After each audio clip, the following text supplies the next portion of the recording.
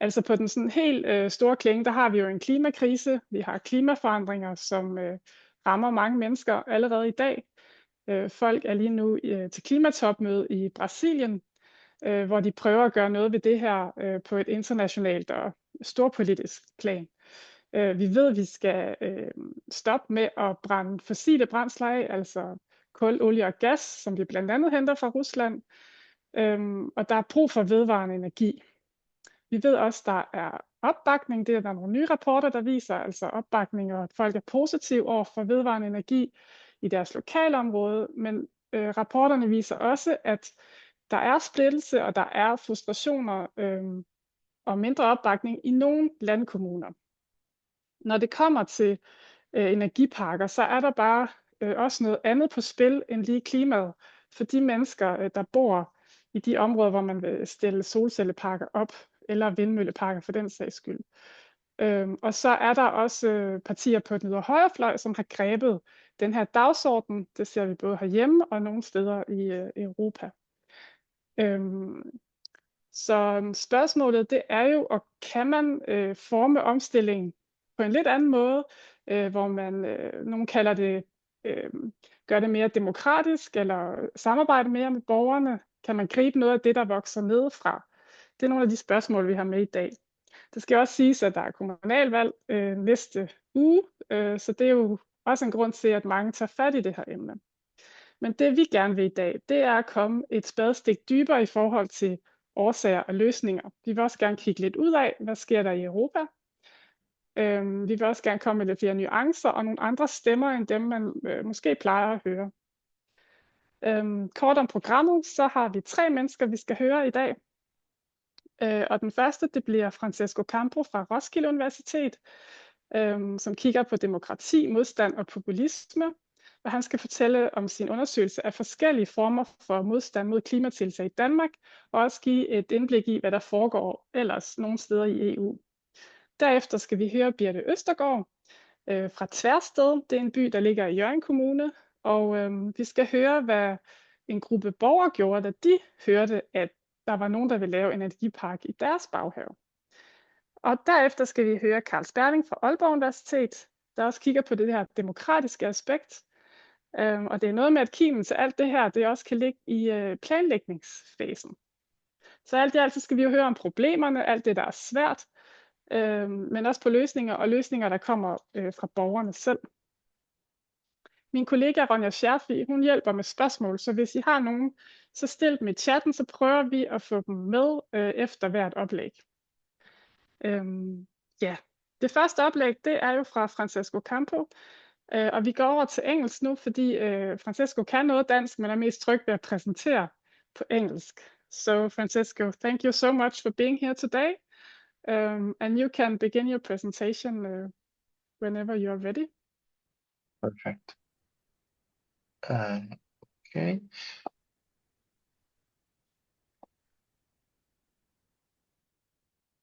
All right. You should be able to see my presentation now. Hi, everyone. Thank you for having me, and apologies for the English.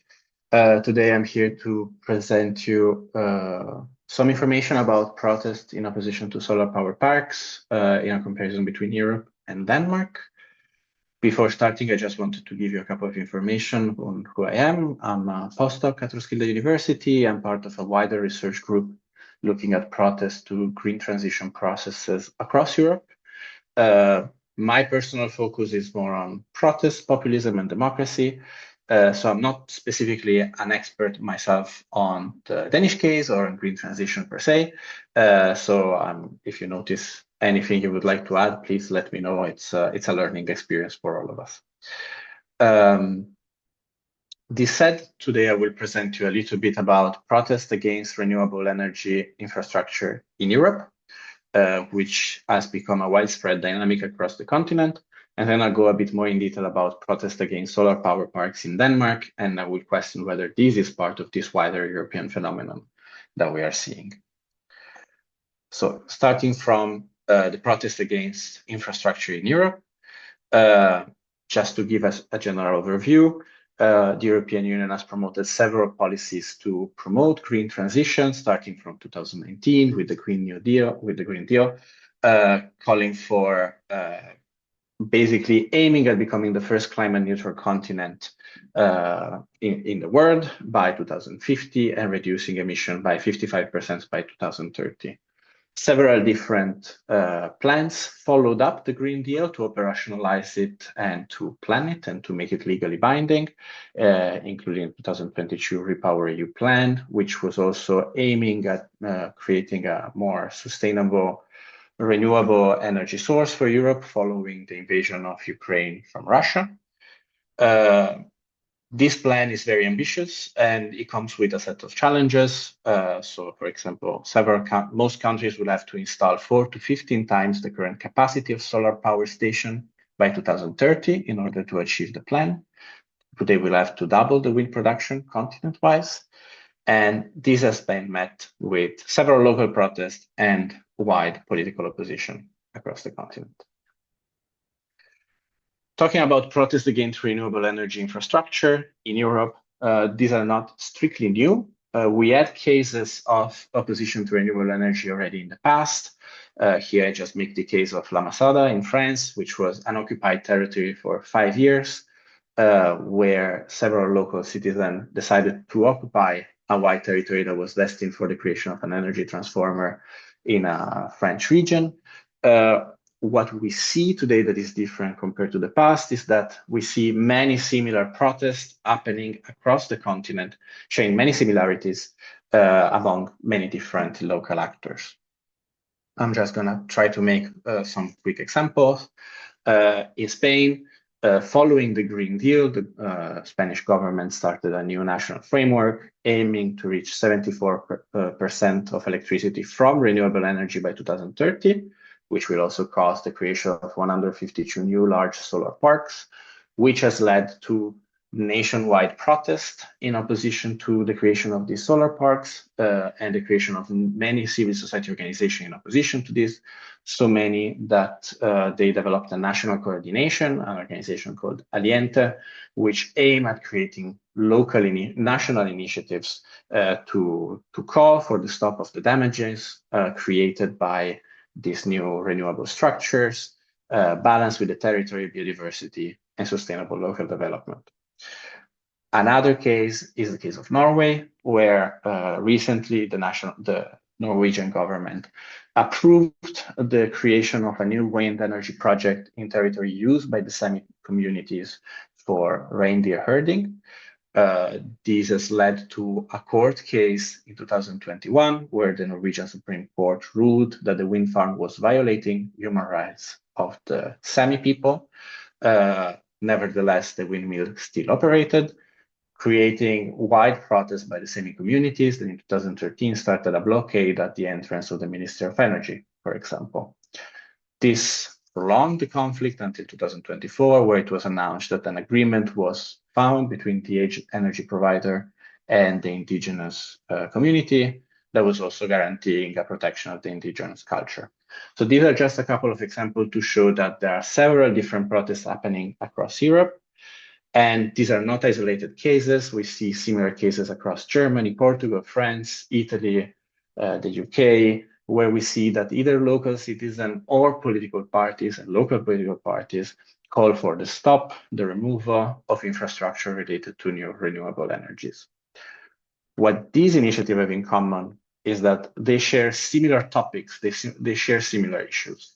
So most of these protests, they talk about the damage to nature and biodiversity, so how the creation of new renewable energy would destroy the local landscape, would reduce the amount of fauna and flora locally present.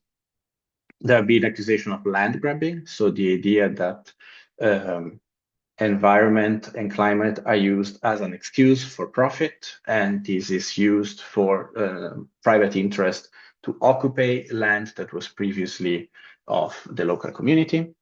But mostly there is a concern about the different impact that this has on different communities. The most notorious is the difference between urban and rural. So you see that these decisions are about the creation of a new renewable structure are often centralized in capital cities, and this has been seen as very far from rural communities in terms of impact, also because often the structure are created in rural areas, but the big amount of energy goes to the big cities, so there is a tension there. It has argued that reinforces pre-existing inequalities. We see this a lot in Spain, where the territories allocated for the creation of new parks are territories that are considered not productive, so places where local communities are already going through some sort of economic struggle, now seeing this as a new imposition coming on top of that. Local communities often complain to not be part of the decision-making processes, and they do not really have a control of what is happening that is more private owned. This all led to what has been described as a cultural conflict also within local communities between those that decide to accept the creation of new structure pragmatically. So this is the fast solution, the most profitable solution, versus those that see in the countryside a traditional ideal, but also an identity and a role in a lifestyle. Other similarities are also in the modes of protest. So how these actors protest is relatively similar across the continent. We see that in several countries, there are forms of civic engagement. So groups organizing themselves autonomously or coordinating themselves, as we saw international in the Spanish case, various forms of online activism. There is an attempt of using institutional channels, so petitions, appeals to public authorities, or initiation of court cases, as in the case of the Sami people, for example. But there are also frequent cases of direct action. So mass demonstration, this is a picture of a mass demonstration in Brussels by various local actors spread across Europe meeting together.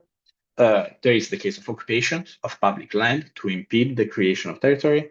And we saw, for example, in Sardinia, in Italy, cases of sabotages, where protests go inside structure and try to damage them so that they will not proceed further.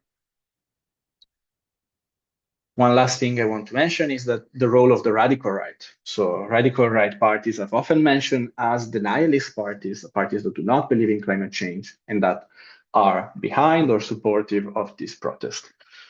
What I think is important to know is that the radical right changed massively in relation to climate change, starting from 2019 to today, in what has been called a green turn.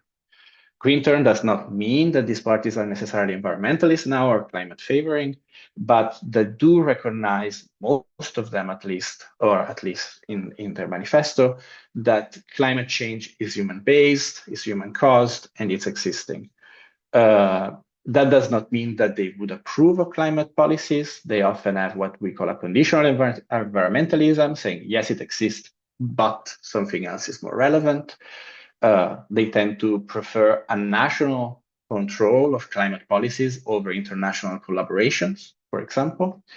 And they would favor environmental policies over climate policies. This means that they often stop or impede climate governance, often for ideological reasons, so for identity reason or for protecting a certain rural traditionalism that they're more related electorally to, but often for strategic reasons. There is a name in the radical right, in many radical right parties, to try to attract voters that are concerned with specific climate issues, and also an attempt of challenge what has been called the left green hegemony, what they call the left green hegemony. So the idea that the left is monopolizing the conversation on climate.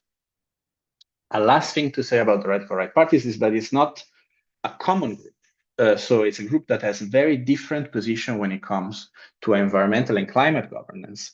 We see that there are several of these parties that are against, for example, solar parks in Germany, the Netherlands, and in France. But there are also several of them that are in favor of creating more solar parks. And this is visible especially in the south of Europe, in Spain and in Italy, but also in Austria and in Belgium. These differences are geographical, so on different impact on climate change and different work opportunities, but also for different strategic objectives, as mentioned before, so trying to attract different voters to different claims.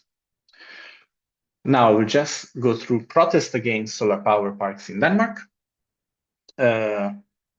I think that the overview of laws and frameworks supporting solar parks in Denmark, you probably know it all better than I do. It's in 2020, the Danish Climate Act also announced to try to reduce emission by 70% compared to 1990 by 2030 and climate neutrality by 2050. And last year, a new solar strategy aimed at accelerating the green transition through market-driven expansion and less state subsidies, basically. This led to wide protest in opposition to solar parks. Opposition to solar park has been a topic of discussion since 2019 in Denmark and even before, and it's been increasing in recent years.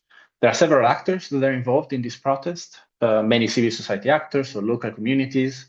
Now during the local election, several groups organized in electoral lists, but we often see Facebook groups, professors and researchers also being very active in expressing concern on the creation of new solar parks. Political parties have been very active, both locally and nationally. Of course, you have the radical right parties, DF and the Danish Democrats, but also other parties, especially locally, express concern for the creation of solar parks in their territory. We see the presence of mayors acting on local concerns, and even energy providers being concerned about issues related to lack of regulation of energy production. This happens across various rural areas in the country. When it comes to the topics that have been discussed by this protest, most of the time is new policies on green transition that are not well received. So you see critiques about policy not being sufficient. In most cases, that is true with the National Climate Act or as the Planning Act of 2021 and many other policies following that. They are often arguing to be lacking or to be favoring private interest over national interest. There are other issues, such as issues related to the grid connection or green certificate system, but mostly the concern is about the creation of new solar parks, how it damages the natural landscape, biodiversity, and how it impacts mainly local communities compared to the people in Copenhagen, so in the urban area. The main difference that we see compared to European cases is how these instances are protested. So while we see massive direct action across Europe, in Denmark, what is more common is the use of discursive initiatives. So expression of public condemnation or using an opinion piece on newspaper to raise awareness about specific issues. This leads to civic engagement, creation of electoral lists or community organizations, but also a wide use of institutional channels to raise the concern with public authorities. So dialoguing with local politicians, starting petitions, and suggesting policy proposal and alternative solution to the creation of a new solar park. Direct action is much less common. It tends to be more related to the creation of public meetings and few instances of local resistance, so refusing to sell property for the creation of a new solar park. Francesco, I just say that we have a couple of minutes left. Perfect. I'll be very fast. I have an example for you, for example, of a case of opposition where in Vespia, apologies for the pronunciation, a local solar park project was mentioned, risking to affect nature and landscape. This started a wide petition by a working group locally, and then 19 people that eventually received 860 signatures. What is important about this petition is that differently from other initiatives, it also came with a proposal of relocation of the solar park. So it was not just suggesting to stop, impede the creation of the solar park, but also an alternative plan. Another case is in Alken in Midtjylland, where two citizens refused to sell their property, eventually arriving to the point where this influenced, to an extent, the energy provider to stop and impede the creation of the energy park project. But then, as a last thing, I wanted to mention the role of the radical right also in the Danish case, where you have basically two parties, the Dansk Folkeparti and the Danish Democrats, campaigning hard against the creation of new solar parks. Similar to the rest of the European countries, we don't see denial of climate change, but more skepticism. So the idea that climate change is real, but either Denmark is too small to make a difference, or it's not something, or it's a problem that has been already dealt with. There is a critique of the goals of green transition that seen as realistic, and the idea that the promotion of a populist message about the Copenhagen elite opposing the local rural people.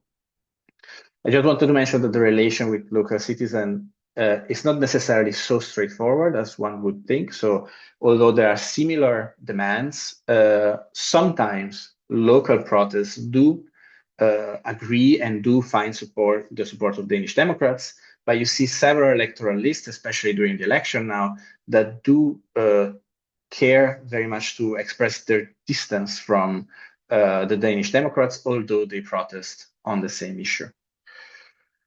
So as the very end is just to make a comparison between Europe and Denmark. We have similarities when it comes to the issues and the actors that are protesting. But what we see that is very different in Denmark compared to other European countries is that it's such a less polarized context and it's more institution oriented. So more aiming to involve institution in the protest in order to solve the issue. This is different due to a lot of different historical reasons between Denmark and the rest of Europe. There is a longer tradition of community-inclusive approach to democracy. So far, the issue of climate has been less polarized and more accepted across the community, and the lack of significant political opposition to green transition until now. Thank you for your time, and I'm looking forward to the rest of the discussion. Thank you so much. We have one question from the chat. Francesco, can you see from your research that opposition has increased over the past couple of years? Maybe that's also on the European level. What do you think? I think that we do see an increase in the sense that there is an increase of, because there's been an increase on projects for new green transition and new renewable infrastructure, then there has been an increase of protest opposing that. So it's a widespread policy to have more renewable energy that led to more protests opposing that specifically. I think that we can say safely that that's the case both in Europe and in Denmark, maybe in some countries more than in others, depending on the national policy relating to these new infrastructures. I just have one question. Do you see this as a democratic challenge? And do you see that, are there real concerns here that we should, you wrote once that we should not ignore them? What do you mean by that? So I think it's telling the fact that you see very similar concerns in local communities spread out across Europe, and many of them refer to democratic concern of being included into decision-making processes. I think it's been widely discussed how these communities are often discussed as NIMBY, so not in my backyard, which can be partially true, but it can also be very diminishing of the demands that these communities can have in terms of being part of a wider democratic process. That seems to be something that is should be considered democratically as part of a process more widely, both nationally and Europe-wise, especially if these concerns are so widespread across the continent.